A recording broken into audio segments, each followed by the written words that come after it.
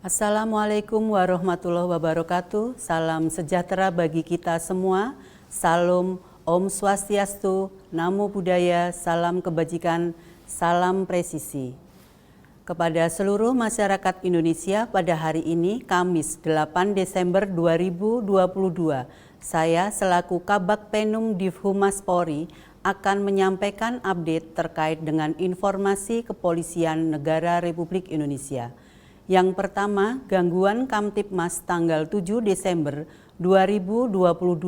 Secara umum, tren gangguan Kamtibmas mengalami penurunan sebanyak 81 kasus atau 5,10%, yaitu pada hari Selasa 6 Desember 2022 sebanyak 1.587 kejadian dan pada hari Rabu 7 Desember 2022 sebanyak 1.506 kejadian dengan rincian kejahatan sebanyak 1.466 kejadian.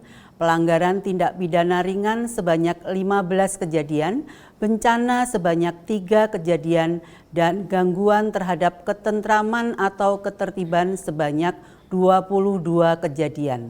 Kemudian, untuk tren kejahatan secara kuantitas mengalami penurunan sebanyak 62 kasus atau 4,06%.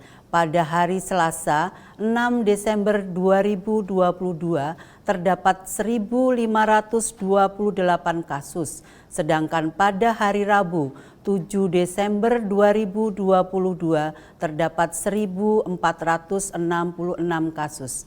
Apabila dilihat dari data tren jenis kejahatan yang menjadi catatan kepolisian, terdapat 5 kasus kejahatan yang jumlah kejadiannya tertinggi, yaitu antara lain pertama, pencurian dengan pemberatan sebanyak 139 kasus, 2. Narkotika sebanyak 73 kasus, ketiga curanmor sebanyak 34 kasus, keempat, pencurian dengan kekerasan sebanyak 11 kasus dan 5 judi sebanyak 9 kasus. Sedangkan terkait dengan data laka lantas, jumlah kecelakaan yang terjadi sebanyak 503 kejadian dengan rincian korban meninggal dunia 39 orang, korban luka berat 43 orang, dan korban luka ringan sebanyak 420 orang. Adapun kerugian material sebesar Rp977.835.000. Selanjutnya terkait dengan kasus penambangan ilegal di Kalimantan Timur.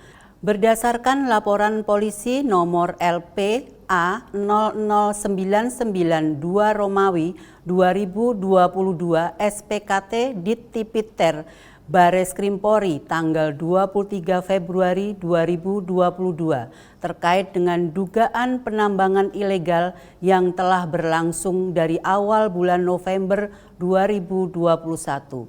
Adapun tempat kejadian perkara di Terminal Khusus PT MTE yang terletak di Kalimantan Timur dan lokasi penambangan dan penyimpanan batu bara hasil penambangan ilegal yang juga termasuk dalam PKP 2B PT SB. Rangkaian kegiatan tersebut dilakukan oleh 3 orang tersangka, yaitu BP berperan sebagai penambang batu bara tanpa izin atau ilegal, RP selaku kuasa direktur PT EMP berperan mengatur operasional batubara dari mulai kegiatan penambangan, pengangkutan, dan pemuatan dalam rangka dijual dengan atas nama PT EMP. Selanjutnya IB berperan mengatur rangkaian kegiatan penambangan ilegal pada lingkungan PKP 2B perusahaan lain dan menjabat sebagai komisaris pada PT EMP yang tidak memiliki izin usaha penambangan untuk melakukan kegiatan penambangan. Adapun pasal yang disangkakan yaitu pasal 158 dan pasal 161 Undang-Undang Nomor 3 Tahun 2020 tentang pertambangan mineral dan batu bara dengan ancaman hukuman pidana penjara paling lama 5 tahun dan denda paling banyak 100 miliar rupiah serta pasal 55 ayat 1 KUH pidana.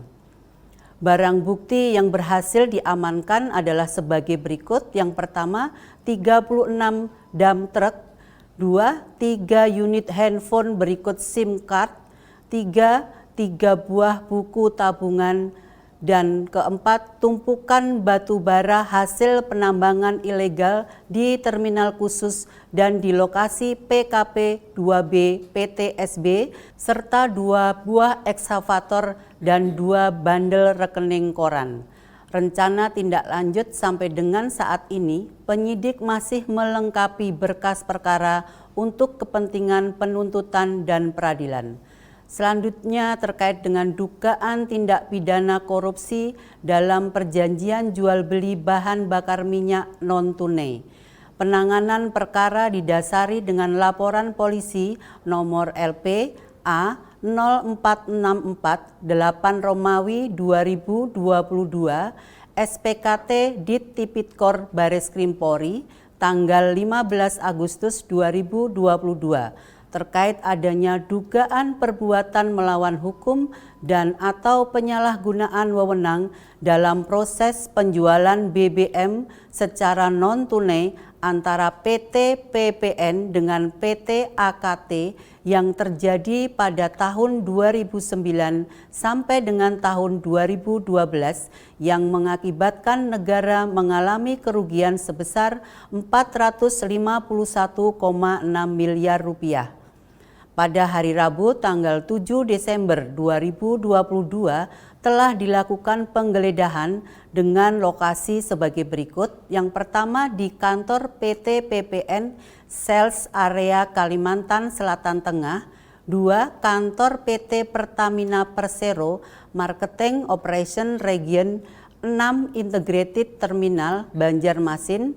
Adapun hasil penggeledahan yang dilakukan melibatkan tim dari Dittipid Siber Bareskrim Polri, tim PKN BPKRI, Ditreskrimsus Polda Kalsel, dan Polsek, yaitu berupa 7 unit CPU, dokumen terkait dengan data transaksi pada sistem MySAP dari server, kemudian dokumen terkait dengan pemesanan BBM PT AKT, serta dokumen lainnya yang terkait dengan perkara.